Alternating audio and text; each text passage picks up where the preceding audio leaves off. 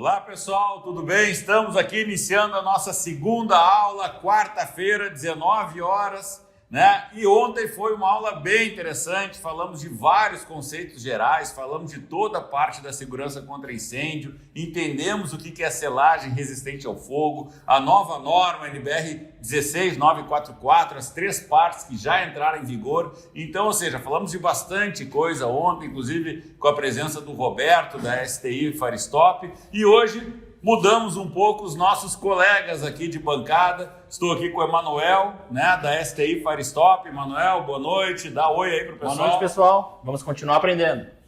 Também estamos aqui com o Luciano Fávero, da Supernova, um projetista de renome aqui da região sul do país. Boa noite, Luciano. Boa noite, pessoal. Obrigado aí por vocês virem hoje aí conosco aqui para discutirmos um pouco. Que nem ontem, né, pessoal? Qualquer dúvida, coloquem aqui no chat, a gente vai lendo, respondendo à medida do possível. Tem lá os grupos de WhatsApp, tem toda a função aí que você já conhece, que a gente tenta interagir o máximo possível. Importante vocês não ficarem em dúvida nessa parte, nessa área. Dá para se dizer que é nova ainda, né, Manuel? A parte de selagem, né? Nós falamos um pouco ontem, mas só para relembrar, desde quando a STI Faristop faz selagem resistente a fogo, Manuel? No Brasil, nós começamos a atuar faz 20 anos, mas na construção civil começamos fortemente depois de 2013, então é muito recente, não fechou 10 anos ainda. Não fechou 10 anos no Brasil, né? Mas, enfim, né? Se a gente pegar até um histórico internacional, né, Luciano, é um assunto batido, todo mundo sabe da importância da selagem. Nós vimos ontem casos de quebra de compartimentação, que o incêndio, as chamas, a alta temperatura, fumaça quente rapidamente sobe, atinge pavimentos superiores, as pessoas que não têm nada a ver com aquele incêndio lá embaixo são atingidas. Então, é uma área que a gente sabe a importância, mas ainda dá para se dizer que ainda está iniciando no país, né, Luciano? Sim, claro, isso surgiu como uma necessidade depois na nossa lei, principalmente aqui no Rio Grande do Sul, da Lei KISS. Isso já está em outros estados de uma forma mais consolidada, e em São Paulo, por exemplo, mas aqui no Rio Grande do Sul, sim, depois da tragédia da KISS. Depois da tragédia da KISS, né? Enfim, e agora vem a norma 16944, que vem para realmente botar importância e obrigatoriedade nisso. Então, vamos falar hoje, como nós falamos ontem, foram conceitos iniciais, conceitos básicos para vocês entenderem o que é um sistema de selagem. Hoje nós vamos aqui, não sei se dá para dizer isso, nós vamos formar projetistas aqui hoje em 1 hora, né, Manuel? Acho que não chega a tudo isso, né? Não chega a tudo isso, mas essa é a intenção, é dar os conceitos para que vocês daqui a pouco até se tornem projetistas, executem a selagem, executem projetos, né? Então nós vamos ver aqui alguns pontos, né? A gente começa a falar de alguns sistemas, sempre a gente fala que selagem é o sistema, né? A gente não fala muito isoladamente de produto, a gente fala de sistema. Então, por exemplo, aqui a gente está vendo um shaft aberto, né? Que a gente pode, por exemplo, trabalhar com uma lã de rocha, né? A lã de rocha é um material muito usado para volumes maiores, né? Para cobrir espaços maiores, né? Uma pintura ablativa e uma fita intumescente, né? Então, a gente está vendo aqui algumas fitas, né? Ou seja, são materiais, quando a gente fala de intumescente, lembrando, né? Ele intumesce, ele aumenta de volume, né? Assim que dá um incêndio, assim que dá uma alta temperatura, consome o penetrante e a fita fecha aquele buraco, né? Não deixa passar gases quentes, não deixa passar altas temperaturas para o pavimento superior, né? Eu também tenho shafts fechados, que até eu diria que são os casos um pouco mais comuns, né? Que eu posso usar fita, eu posso usar o anel, né? Que é a fita, vamos assim dizer, circundada aqui por um anel metálico, a gente chama isso de colar, né? A gente coloca aqui no elemento, por exemplo, fixa numa laje, e esse anel metálico vai obrigar a fita a entumecer para dentro, expandir para dentro e fechar aquela abertura. O anel metálico tem 2 funções. Uma, ele ajuda a aquecer a fita intumescente, e aí então vai acelerar a expansão dela. Ela é metálico, né? Exatamente. E também direcionar a expansão para dentro da abertura que o material polimérico vai derreter. Perfeito. Né? Então, o que a gente chama de shaft fechado. Podemos grautear o espaço ao redor, né? Então, aqui está os espaços concretados, grauteados e deixando a fita. É uma forma até, muitas construtoras vêm usando até uma forma de reduzir custos, né? Reduzir custos, ou seja, eu não preciso de todo o anel, né? Tá virado. Né? Eu não preciso de todo o anel, né? Eu posso grautear e trabalhar só com a fita isolada ali dentro e economizar aqui o anel metálico, né? Conforme o diâmetro da tubulação e o uso dela, pode ser utilizada somente a fita, ou para diâmetros maiores, daí já se faz a necessidade da fita com colar metálico. Esse é o grande desafio do projeto, né, Luciano? São várias soluções para várias situações, né? Sim, exatamente. Precisa focar justamente nisso, quer dizer, na escolha do fabricante, na escolha do produto, na escolha do sistema, para que se chegue, então, no resultado que se quer. Esse aqui eu gosto bastante, agora entrando em shafts fechados pré-concretagem, né? Ou seja, naqueles ali eu fiz posterior, né? Ou eu deixo o shaft aberto, que muita gente faz, ou eu concreto e depois eu faço a furação da tubulação. Mas eu tenho que acertar direitinho, tem que ter prumo, fica um pouco mais complexo nas obras correntes, né? E esse aqui, né, o chamado casting ou tubo de passagem, ele é concretado junto, né, na laje, e ele já tem a fita aqui dentro, né? Isso. Então o concreto ele já fica aqui pronto, né? Como se eu tivesse aqui já o colar pronto. Ele reduz as etapas. Aqui, dentro desse passante modular, o que é assim que nós chamamos, já tem a fita intumescente e conforme o diâmetro já vem junto o colar metálico também. Perfeito. Né? Então, várias soluções. Aqui a gente está vendo algumas fotos, né, do casting em aplicação aí numa laje. Já tem construtoras usando, né? Sim, está começando. Né? Os colares intumescentes agora na horizontal também são bastante usados. Eles funcionam muito bem, são econômicos, fácil instalação, né? Rápida expansão para selar o penetrante, ou seja, entrou em combustão, o penetrante derrete, né? De PVC, e aí a fita rapidamente fecha, né? Sem problema nenhum, resistente à água, vários tamanhos disponíveis. Aqui a gente tem alguns tamanhos, né? A gente tem vários tamanhos, né, Manuel? Vários tamanhos. Esses colares já têm a fita intumescente e para cada diâmetro tem um tamanho correspondente. Basta abrir ele, envolver ao redor da tubulação e fechar. Só ter atenção que o colar de 50 mm serve para uma tubulação de 50 mm, de 75 mm para uma tubulação de 75. Não adianta forçar. Exatamente. Perfeito. E nem colocar um maior, né? E nem colocar um maior assim, eu vou também. comprar tudo de 100 e uso de 100 para baixo. Sim. Não dá, também não funciona. Né? Então a gente tem vários tipos de colares, né? Para lajes em concreto, para paredes secas, enfim. Né? Vamos ver aqui um vídeo meu e do Roberto falando um pouco sobre a instalação numa obra real aqui em Porto Alegre. Inclusive amanhã nós teremos uma conversa com o engenheiro responsável por essa obra, o engenheiro Geraldo, né? Então vamos ver aqui o vídeo, Marcelo, roda aí o nosso vídeo aí. Bom, vamos lá então, vamos ver aqui a selagem já pronta. Então essa é uma obra mais antiga, né, Roberto, mas vamos assim dizer, já precursora, né, já atendeu a 16944. Na verdade, aquela discussão que nós até tivemos, né, no laboratório, a norma complementa as instruções técnicas do Corpo de Bombeiro, ou até substitui nas partes relacionadas à selagem resistente ao fogo. Então, o que a gente vê aqui, Roberto? O anel metálico e a tira intumescente, né? Então, explica aqui mais ou menos o processo de selagem nesse sentido aqui. É isso mesmo, como o professor Bernardo falou, que a gente vê uma solução técnica sendo empregada, né, nas tubulações de PVC.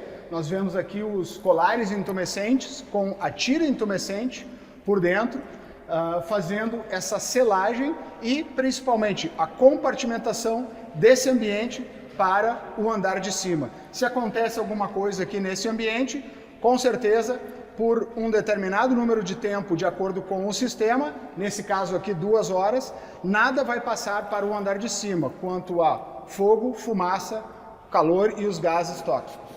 Então, aqui em cima nós temos uma sala, né? Nós temos uma sala comercial aqui em cima e aqui o estacionamento. Um carro pode pegar fogo, enfim, pode dar algum problema aqui, alguma situação. O incêndio, a alta temperatura sobe, né?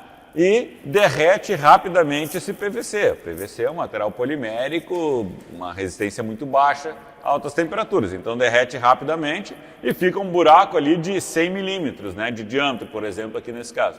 Né? Então toda essa fumaça e calor subiria rapidamente para a sala, afetando as pessoas que estão ali trabalhando e tal.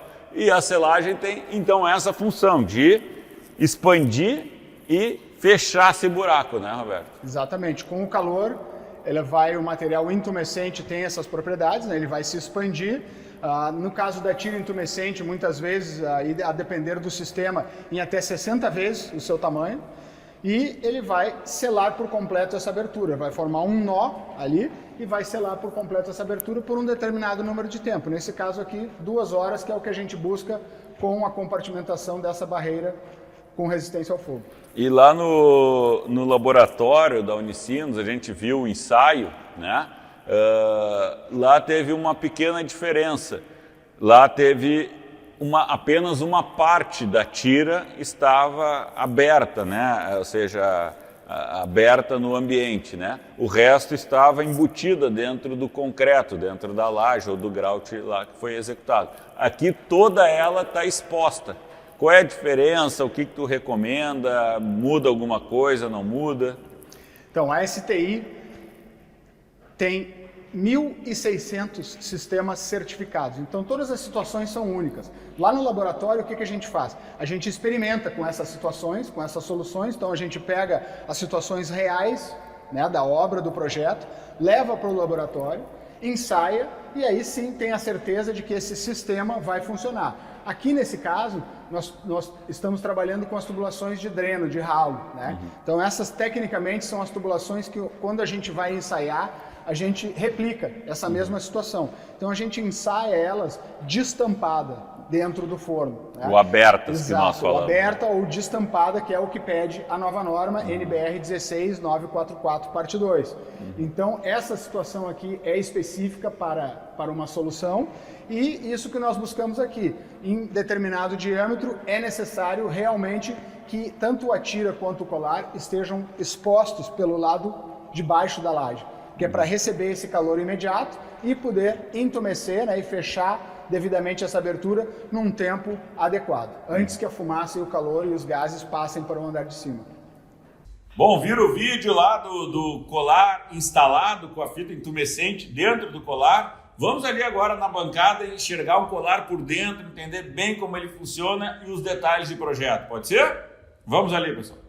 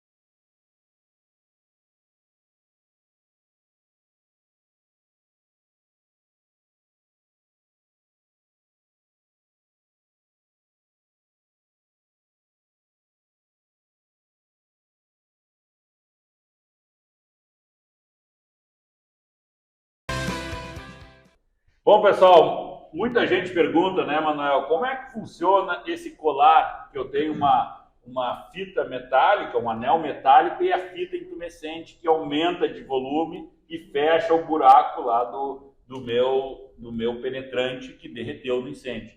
Explica com um pouco mais de detalhes. Eu tenho aqui diferentes diâmetros, diferentes alturas, diferentes números de voltas de fita intumescente. Explica aqui como é que funciona esse negócio. A fita intumescente, ela é um produto termofusível.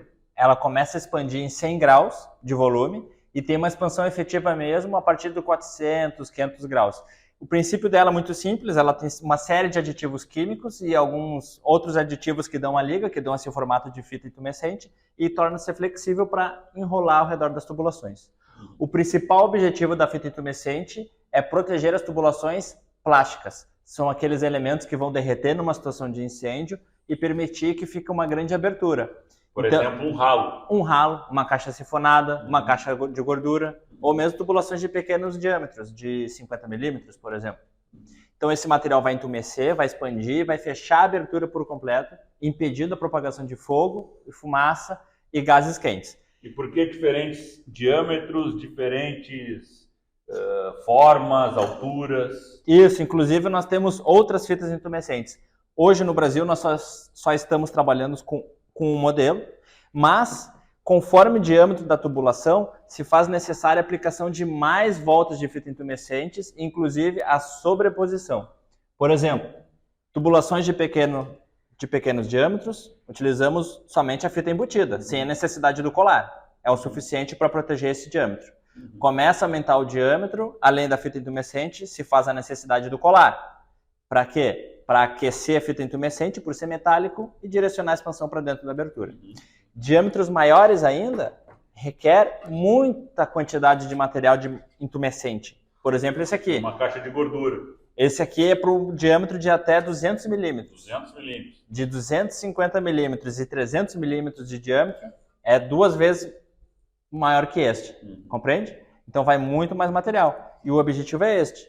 Fazer a proteção das tubulações plásticas. Conforme o aumento do diâmetro da tubulação, se faz mais necessidade de material intumescente através das fitas. Perfeito, muito bom, Emanuel. Muita gente aí fazendo perguntas, interagindo. Pessoal, hoje eu não estou conseguindo ler todo mundo, porque, enfim, né, ontem a gente passou um pouco do tempo, mas escreva aqui no chat, que em seguida aí os estagiários estão respondendo. Qualquer dúvida, se eles responderem errado, aí a gente corrige, né, Luciano? Então, continue assim, tá? Muito bom. Vamos voltar lá? Vamos voltar para a nossa aula?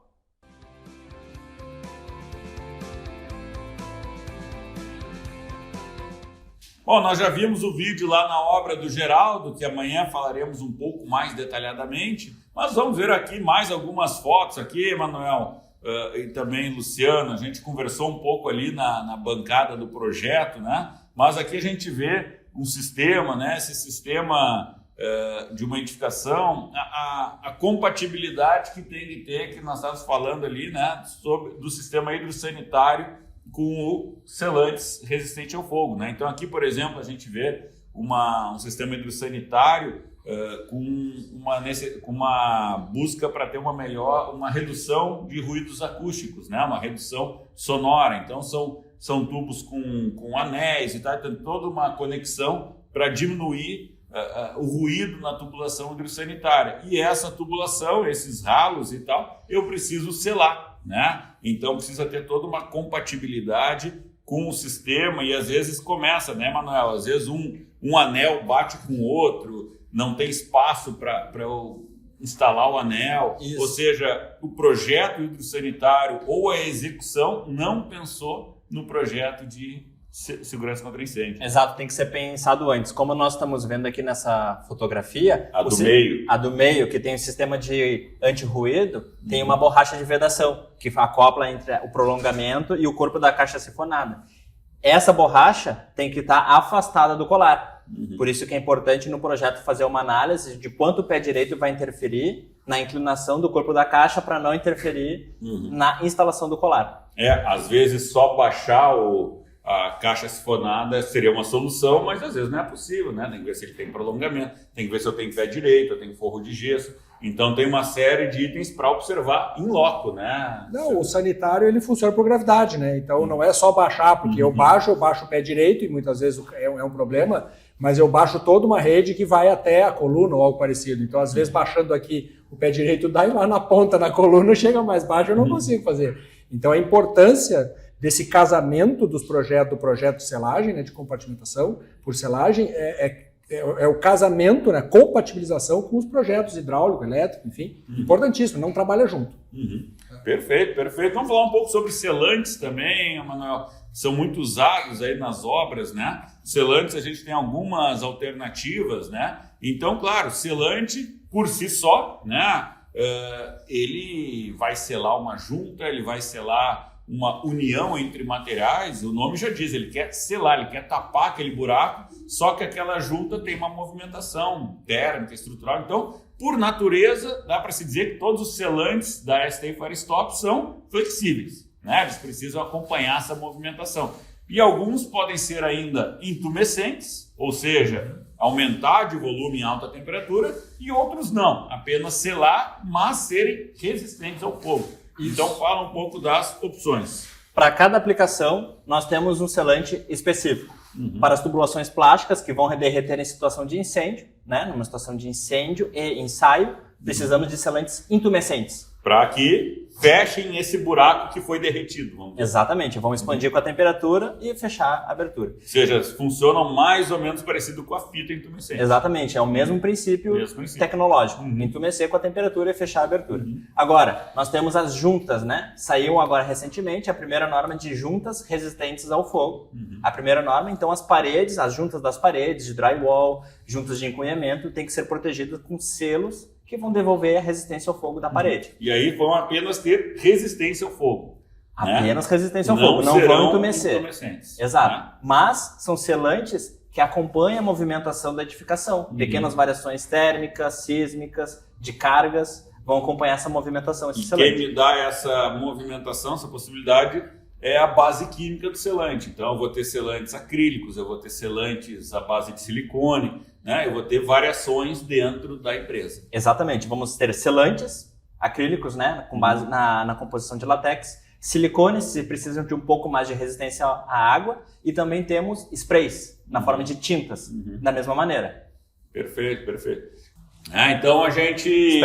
Spray. Aqui tem uma foto do spray, né, Manuel? Então, ou seja, ele ainda dá um bom acabamento, ainda tem até uma situação em relação a isso também, né? Ou seja, ele tem até uma cor diferente para ter uma identificação visual e tal, e até uma forma de aplicação correta, né? Sim, exato. E temos spray específicos, os da linha convencional, que é parecido com o selante, só que nós temos os que secam mais rápido, para locais que têm problemas de exposição à umidade. Então, eles secam num tempo muito mais rápido. Perfeito. Então, de novo, né, pessoal, vejam como há variações de aplicação, e é importante a gente seguir as especificações de projeto e especificações de fabricante, né? Então lá, se eu entrar no fabricante, eu vou ter lá um cardápio com várias opções. Cada necessidade, o projetista, o profissional, vocês vão lá buscando as opções em função daquela necessidade, como o silicone, que nós comentamos aqui, o selante à base de silicone. Eu posso ter pela bisnaga, como eu posso ter ele autonivelante ali, que ele só vai sendo jogado numa junta horizontal, por exemplo. Somente para aplicações de piso. Para a parede, essa solução não é boa. Lembrando uma questão importante, que é a nossa legislação hoje, ela exige um TRRF para as paredes em edifícios residenciais que dividem apartamentos e divide o apartamento da circulação. Então essas paredes precisam receber um tratamento para que elas, não só a alvenaria, ou enfim, o material que é utilizado, mas quando ela chega na laje, enfim, ela precisa... entre a alvenaria e a laje. Precisa ser, porque eu tenho TRRF daquela parede do apartamento daqui para o outro apartamento, eu preciso completar essa selagem. Isso inclusive é feito quando eu tenho drywall, né? Paredes leves, né? E às vezes até paredes leves de divisória entre apartamentos, já muitas consultoras estão usando, e eu tenho trilhos e canaletas, os guias do gesso acartonado, eu preciso ter ali o trilho, né? Que é o caso aqui da nossa foto, né? O trilho, a canaleta de trilho, que é uma canaleta intumescente. Né? Exato. Aqui é uma outra solução. Em vez de ser instalado o selante, subindo a escada, instalando o selante, ou mesmo aplicando o spray. Dos dois lados. Dos dois lados da parede. Que é aquela foto anterior. Na foto anterior. Aqui nós temos uma tecnologia desenvolvida pela STI, que é uma fita intumescente, vamos chamar de uma fita para vocês entenderem, que é colocada no montante, no trilho do drywall. E acompanha ali a forma do trilho e ela é intumescente. Como se fosse uma peça, parte da montagem do drywall, quando o drywall tem que ter essa característica de resistência, que eu citei há pouco dos apartamentos. E trazendo também as proteções acústicas. Também. Tá bom, vamos ver aqui mais um vídeo aqui da STI Firestop com várias soluções aqui para entendermos bem as possibilidades.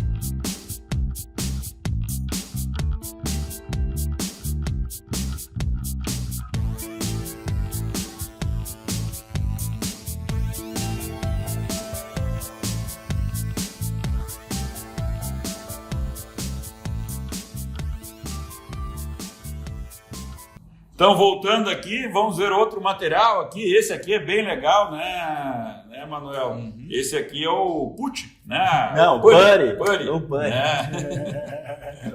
Em português é massa moldável, que nós chamamos. Massa moldável intumescente.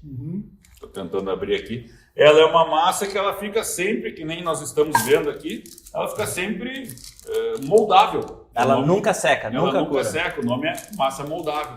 Né? Então, tem o mesmo princípio de uma massa de calefatar. Uma massa de calefatar, só que ela é intumescente. Só que ela tem aditivos que dão propriedade de resistência ao fogo e essa intumesce também. Perfeito, perfeito. Então, nessa parede que nós estamos falando, entre divisórias de apartamento, por exemplo, pode ter ali uma caixinha elétrica, pode ter um interruptor, pode ter ali uma tomada. E eu preciso, daqui a pouco, calefetar ela ao redor, né? Preciso moldar ela ao redor para dar segurança contra incêndio naquele buraco. Senão você faz um ponto de fraqueza, né, naquele elemento de proteção. Né? E ela nunca endurece. Então eu vou ali e faço, né? Faço aquela moldagem ao redor do elemento. Se daqui a alguns anos eu tiver que fazer uma manutenção, uma reforma, eu vou ali, tiro e posso até reutilizar o material, né? E assim a gente vai indo. Isso, então, exatamente. Essa aqui é bem interessante. As caixas elétricas quebram a compartimentação, por ali vai ocorrer a propagação de fogo e fumaça, e também quebram a questão sonora, acústica. E esse material das duas proteções. O acústico também. O acústico também.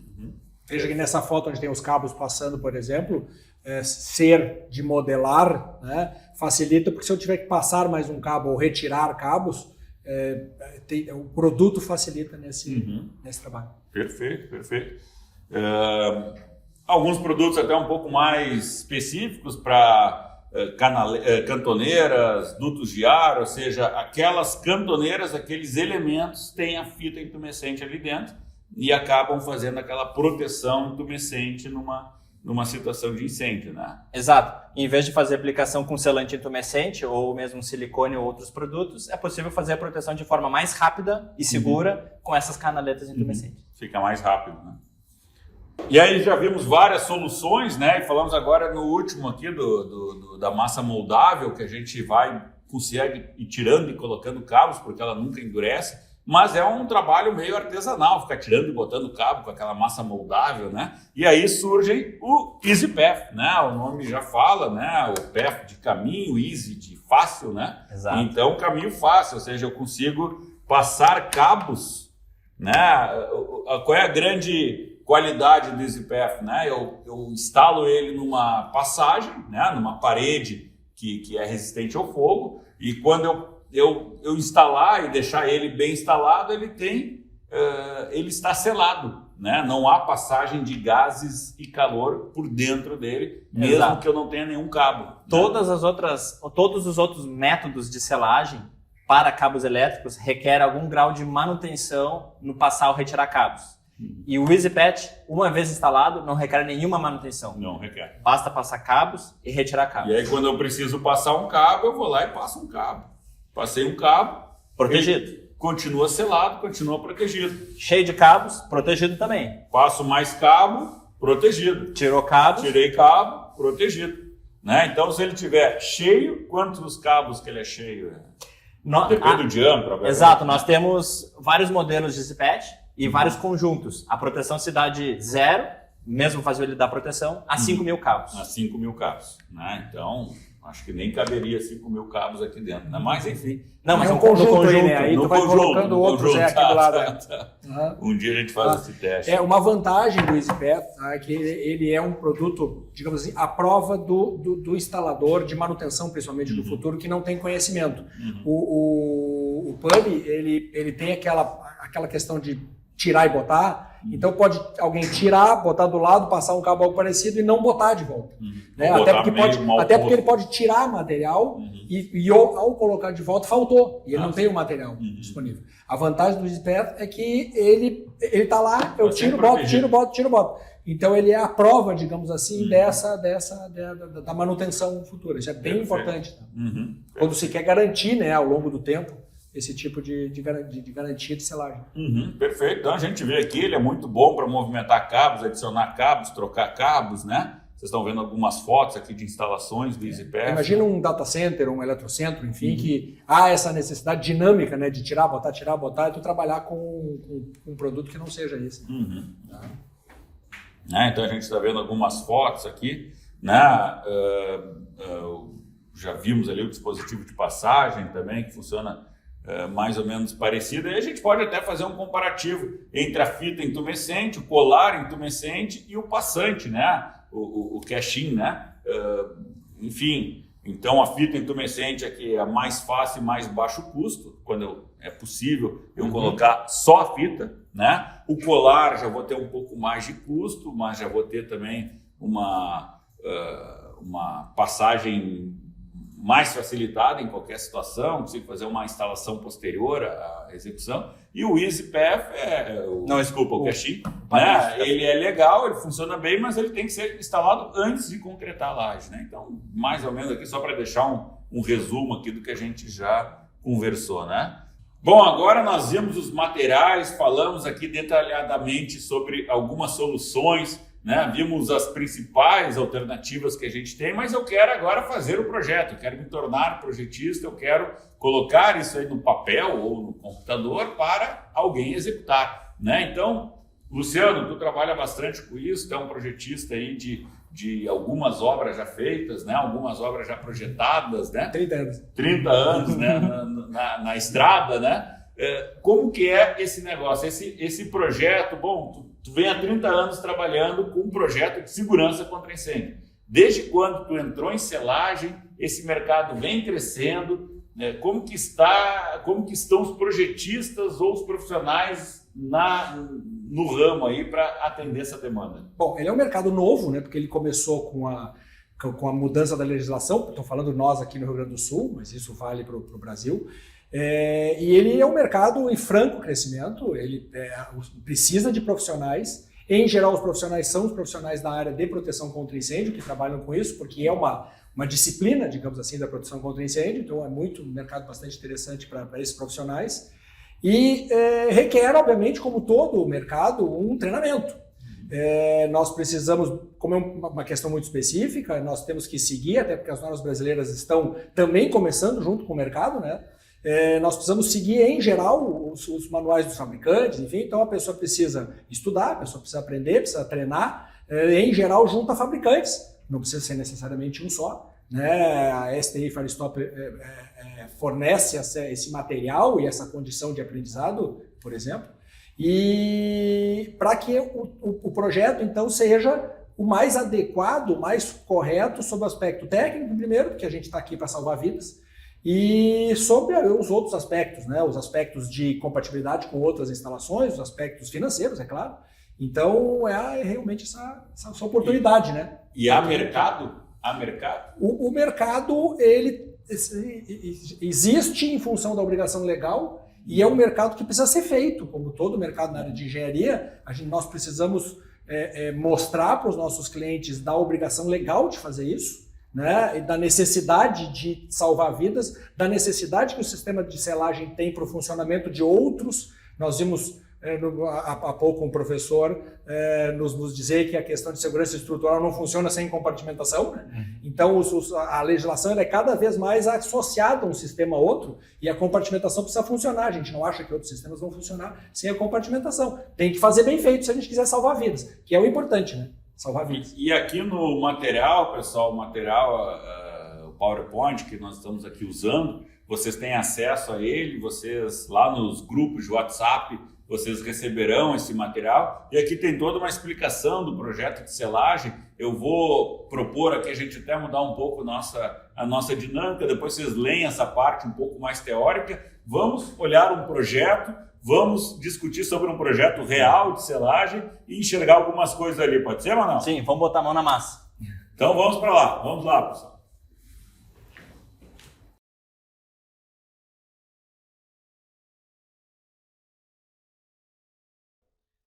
Então, pessoal, agora vamos falar um pouco do projeto. Nada melhor para falar do projeto, trazer um projeto real, né, de um projetista real que trabalha aí bastante no mercado. Então vamos falar um pouco desse projeto. Luciano, o que nós temos aqui? Nós temos aqui vários sistemas, né, de selagem para regressar à compartimentação antes da passagem do penetrante, né? Então, explica aqui alguns dos sistemas e como que inicia esse projeto, como que eu faço esse projeto. Bom, começando, eu acho que é importante a gente estabelecer as premissas. Quer dizer, para fazer esse dimensionamento, antes disso, eu preciso estabelecer a necessidade desse sistema, isso está previsto na legislação, ou então, fugindo da legislação, essa necessidade pode vir de uma necessidade de um outro sistema, no caso um data center, enfim, ou uma necessidade da seguradora, ou uma necessidade do cliente. Então, estabelecida essa necessidade, nós precisamos recompor essa classificação horária. Então, tem que ter algumas premissas aqui. Quais, por exemplo? Né, o tipo, a posição da barreira, se ela é vertical, se ela é horizontal, o material dessa barreira, se é concreto, se é gesso, enfim, o tempo requerido de resistência ao fogo, que está estabelecido lá na legislação, né, o tamanho das aberturas, eu preciso conhecer as aberturas, e o tipo de penetrante que vai estar colocado naquela abertura. Tá? A partir disso, a partir dessas premissas respondidas, nós partimos então para o dimensionamento do sistema. E para o dimensionamento do sistema, conforme já foi dito, há uma necessidade de que a gente, a partir disso, conheça então o tipo de material que nós vamos usar, o fabricante, enfim, para que a gente possa estabelecer e buscar na documentação desse fabricante quais os sistemas, qual o tipo adequado para então poder proteger, ou seja, retornar a classificação horária daquela abertura conforme a especificação do fabricante.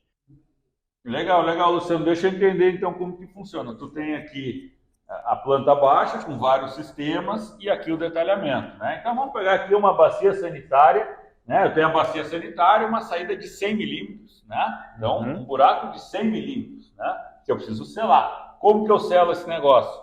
aqui está o detalhe, né? Sistema de selagem número 3, vaso sanitário, baseado na norma na 16944, parte 2, 2 horas eu preciso. O que é esse sistema aqui? Qual é o detalhamento que está aqui da bacia sanitária? É a descrição do sistema baseado nas especificações do fabricante, para que, uma vez aplicado esse sistema aqui neste local, isso aqui efetivamente funcione. Ou seja, eu realmente recomponha a classificação horária dessa barreira, no caso aqui é uma laje, onde passa uma tubulação de PVC com um diâmetro de 100 milímetros e uma abertura que é, em geral, 110 milímetros para que eu possa passar.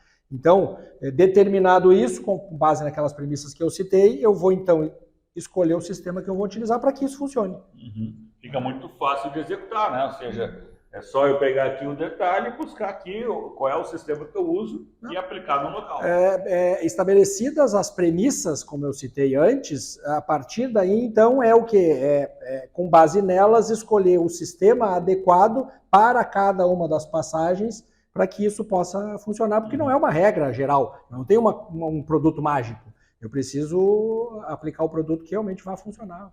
E aí aqui no detalhe, né, tá materiais utilizados, uma volta da fita intumescente, tal, né, uma volta do colar metálico, etc, etc. Ou seja, aqui está o detalhamento da solução do projetista. Exatamente. Aí é o papel do fabricante, então, trazer fornecer esse material para a construtora. O projetista ele vai delimitar as barreiras de compartimentação, de acordo com a legislação e as normas, vai fazer uma compatibilização com as instalações, projetos de furação, e informar o fabricante, eu tenho essa situação, essa caixa sifonada de PVC de 150 milímetros, 2 horas de resistência ao fogo. E aí, no nosso portfólio, é especificado um sistema de selagem. E amanhã, nós teremos às 19 horas, a presença do Geraldo Grois, um engenheiro responsável pela primeira obra totalmente selada do Brasil, e aí nós veremos essas questões, né? Tá bom, e como que foi executado? Como que eu fiscalizo? Como que eu sei que lá na obra o operador, o executor, colocou essa fita correta, o anel correto, né? Mais do que isso, porque depois eu vou ter um forro de gesso, nunca mais eu vou enxergar essa selagem, né? Provavelmente. Como que eu, como usuário, morador, sei que ali tem uma selagem, né, para uma manutenção, etc. Então, amanhã vamos conversar um pouco sobre isso. Tem resposta para essas coisas? Todas. Todas as respostas. Mas passa principalmente pela responsabilidade do projetista e do executor, e obviamente do responsável técnico pela obra como um todo, em executar. A nossa legislação, pelo menos aqui no Rio Grande do Sul, hoje ela atribui a esses personagens a responsabilidade de fazer, fiscalizar, executar da maneira certa, porque como tu disse... O Corpo de Bombeiros não vai lá olhar. Nem tem como, né? Tu vai fazer uma barreira de um forro de gesso, por exemplo, não tem como ele ir lá e fiscalizar. Então isso vai se saber que ele existia mesmo quando... Tomara que não, pega fogo. Eu tinha um professor na faculdade que dizia que o nome da gente na placa da obra não era para fazer propaganda, era para todo mundo saber quem processasse a obra caísse. Então, assim, vale isso, tá lá na RT, faz parte da documentação que tem que se entregar hoje para o Corpo de Bombeiros lá na mídia, e isso fica registrado e está em poder do Estado. Se esse prédio cair, alguém vai ir lá buscar a RT de execução ou algo parecido. Ou seja, precisa ser feito. Eu entrego uma responsabilidade técnica, eu sou o responsável pela execução, pelo projeto. Eu entrego e digo, está lá. Está lá. Se eu estou mentindo, eu vou responder por isso. Se der responsabilidade civil e criminal. Criminal. Né? Então, ninguém vai lá fiscalizar. Muita gente está perguntando aqui no chat, né? Quem é que fiscaliza? Não tem como fiscalizar. Né? O negócio que está lá embutido e tal. É a responsabilidade profissional. Por isso a importância de ter um projeto bem feito, para que quem for executar, execute bem feito aquilo que foi projetado. Eu sempre brinco que quando construíram as pirâmides lá no Egito, há mais de 4.000 anos atrás, foi construído com um projeto. Por que a gente acha que em 2022 a gente pode fazer alguma coisa sem projeto? De jeito nenhum. A gente precisa ter um projeto e mais, importante citar, esse projeto de selagem, ele precisa ser compatibilizado com o projeto das outras instalações, principalmente a questão de instalação hidráulica, que é a mais atingida, né? a mais necessária. Então isso tudo é muito importante porque a gente tem um projeto que funcione, que na prática é o que se quer. Muito bom, pessoal. Gostaram? Essa foi a nossa segunda aula. Desculpem, mais uma vez passamos um pouco do tempo, né? Já ontem eu prometi que nós não iríamos passar e nós passamos, né? Faz parte do jogo. Amanhã, provavelmente, eu vou prometer que eu não vou passar e nós passaremos novamente, e assim vai indo. O assunto é muito interessante. Importante é o aprendizado, né? Né? Como dizia o ministro, né? Tu puxa a pena, vem a galinha, né? Então, vai se desenrolando uma sequência, né? Bastante. Tem muito assunto. Tem muito assunto. Obrigado aí a todos pelo chat aí. Teve uma excelente discussão aí no chat. Não consegui ler muita coisa hoje. Amanhã a gente volta com tudo. Amanhã teremos, então, o engenheiro Geraldo Groisman falando sobre a execução, custos, toda a preocupação nessa parte final do projeto, ou não vou dizer final, que é a execução, né? Todos os sistemas precisam estar lá, bem instalados no local correto, e depois eu tenho uma rastreabilidade, falaremos sobre isso. Certo, pessoal? Então, amanhã, 19 horas, de novo aqui no YouTube, aguardo vocês no mesmo local, mesmo canal, tudo certinho amanhã. Obrigado, Emanuel. Eu que agradeço. Muito Até obrigado. amanhã, vamos de novo amanhã? Vamos de novo. Vamos com tudo. Muito bom, obrigado, Luciano. Eu que agradeço. Até amanhã, pessoal. Até amanhã, pessoal.